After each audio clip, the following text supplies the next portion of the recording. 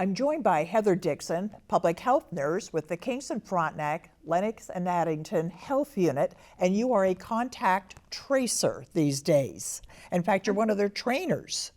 I am. So start by telling me, what does contact tracing mean? So that's when we get involved with an individual who has been diagnosed with COVID. We are spending time talking to them, looking into people that they've had contact with, either during their infectious period or before that when they could have contracted the illness, and really spending time diving through what they've been doing in recent days. That would be so interesting. So you're talking to a lot of different people and really delving into what did you do yesterday and the day before, and the people who do this, the ones you've trained, they're all volunteers, right? We have a mixture. We do have some volunteers. We're very lucky to have people from the community, a wide variety of backgrounds who have come to us. We also have health unit staff who have been redeployed from other tasks to come and join this team. So we're quite a diverse group of people and backgrounds, which is fantastic. That everybody still has, strong communication skills, which I think is the most important. Right. It's all phone work. It's That's right. It's all done by phone. That's right. So is there training involved if someone is a contact tracer? That's right, there is. So we start by pairing up together. So those of us who've been around since sort of the start of COVID, each take turns taking new people, really just walking them through step by step, the kinds of conversations, the questions to ask, what information you're seeking, and really spend time one-to-one before we put them out on their own. And you do this 7 days a week? Or we are here 7 days a week. Yes, there are shifts working 7 days a week right now. Yep. And from early in the morning till late at night, and mostly business hours. We're here. We have stayed some late nights depending on the situation in Kingston and what's happening. Just COVID doesn't stop at 4:30, so we don't necessarily either. Really, yeah. So you call somebody. What's their usual reaction when you call and say, we have been told you may have been exposed to COVID? What is their reaction? Shock, to be honest. Yeah, so when it's somebody who is, somebody that's been around a COVID case, a person with COVID, they're the contact of them, they're quite surprised. It's a hard conversation because we often have to really protect the privacy of the person who's sick, so we don't use names. We are saying exactly what you said, is you've been in contact with somebody who has a confirmed case of COVID. We can't tell them the name because there's that health privacy information. We are careful about details of when and where because, again, we don't want to expose the person who is ill. At times, when it's a close friend, they may have shared the information already. That makes the phone call go easier, of course, because they're already aware of why you're calling. And that, in that case, it's a sense of relief. They're so happy to have somebody to answer their questions and help their fears, talk to them about what to expect. And what do you suggest they do? Do they go and get tested at that point? It kind of depends on the situation. Most often, no. We don't recommend as soon as you find out you're a contact going right away. COVID can lay dormant in your body for up to 14 days after you've come in contact with it. So you may not turn positive right away. It could be day 3, it could be day 7, it could be day 13 even. So if you run out and get a test on the first or second day, it's really only telling you that you don't have COVID today in this moment. It doesn't tell you anything about what's going to happen. So we like to wait and see if they develop symptoms and send them a little later on if that's the case. But that's why you get in contact with us and we're talking to you daily and helping you work through when's the best time for you individually to be tested. Okay, so now at that point, do you say you've been exposed? Mm-hmm. Don't bother getting tested. However, do they have to go into quarantine at that point? They sure do. That's right. So they're in quarantine for 14 days, which is, it's tough. It's a tough thing to work through. And quarantine, what exactly? That's isolation, total isolation? It is total isolation within your residence. You're not allowed to leave the property for 14 days, and no guests are allowed to come in and out either.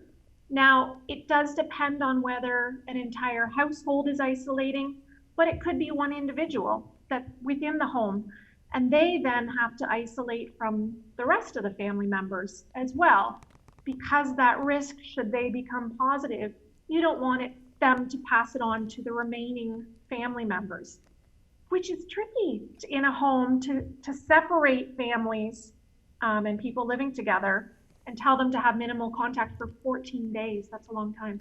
It is a long time, and especially when you can just watch so much Netflix in that time and before you're ready to start crawling the walls. Now, Exactly. something that just occurred to me, if this happened to me, I live alone, I have a dog. What would I do about my dog? It's a tough one. Now, depending where you live, if you're in a home, you can go in your backyard and in your front yard. You can't take your dog for a walk though. So we'd be asking you to find a friend that can come and get the dog to take it for walks if need be.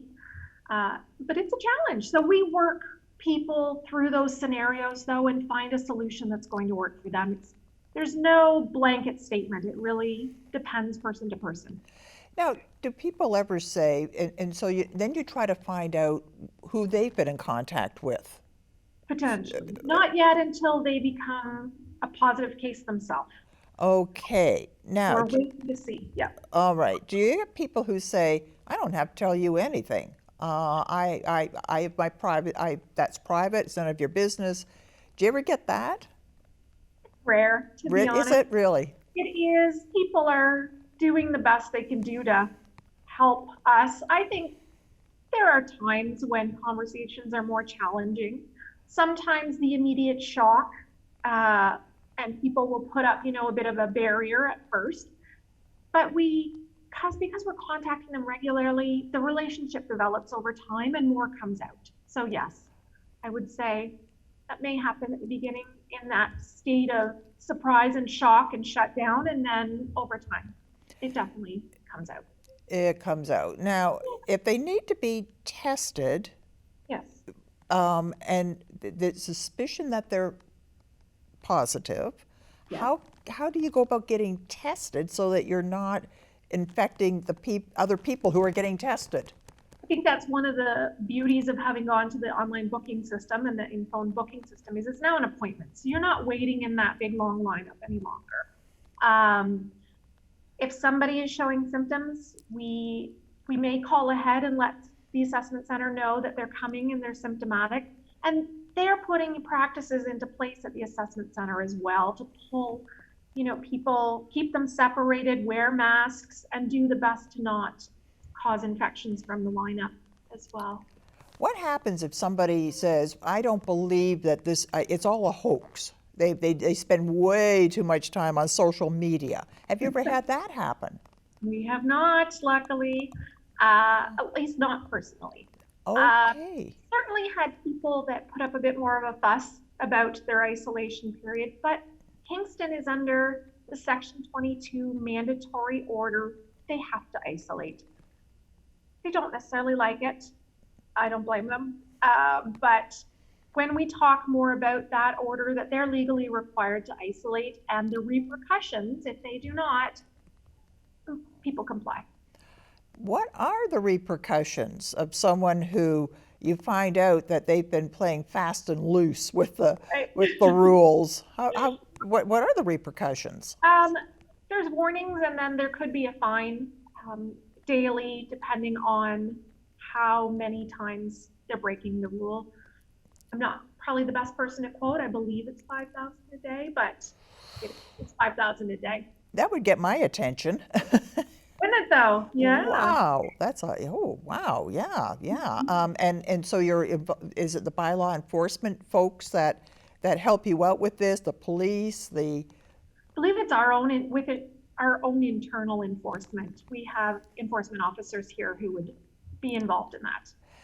do you ever get frequent flyers, the ones that, like, we're 10 months into this, so, and you see the name come up and you say, oh, not you again.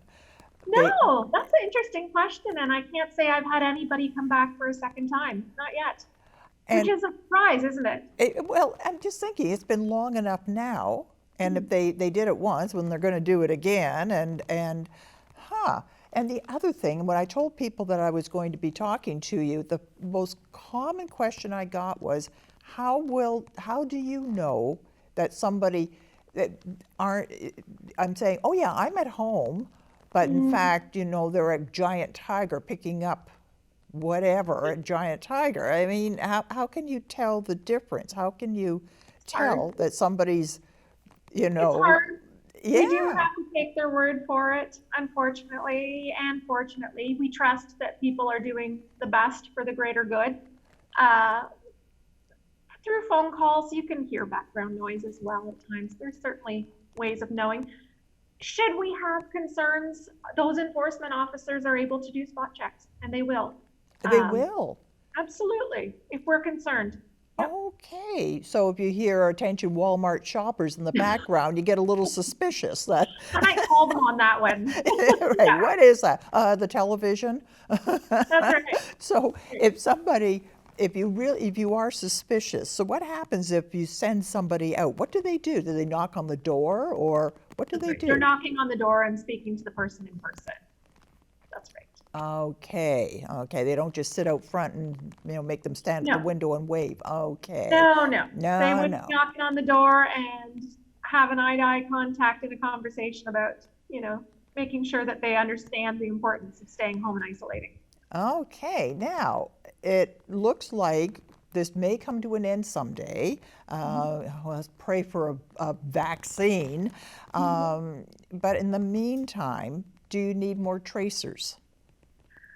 I think it sort of will depend how Kingston does, to be quite honest. We are a busy group, and the more cases we get, the more contacts we have, and the more people are, not maintaining that small bubble of their family and going out and interacting and having close contacts, that's the more people we have to call and get in touch with and isolate. So it will always kind of ebb and flow as does COVID.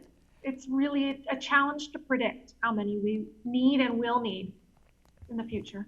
So right now you're okay. So people don't need to. Okay, you're all set for right now. You're all set for today. Right.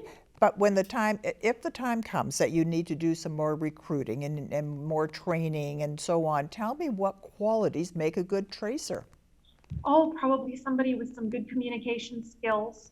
That can have an easy conversation, because really, while we have little scripts that you can follow, and what questions to ask, you're going to get more information by having a real conversation with a real person.